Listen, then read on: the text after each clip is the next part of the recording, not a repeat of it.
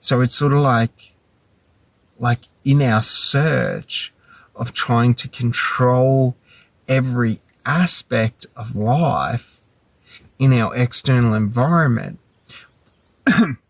we're trying to disjoint our idea of society from our idea of nature, because nature's ever growing, ever flowing, ever changing, and sort of, trees are growing and then trees are falling down and dying and things like that.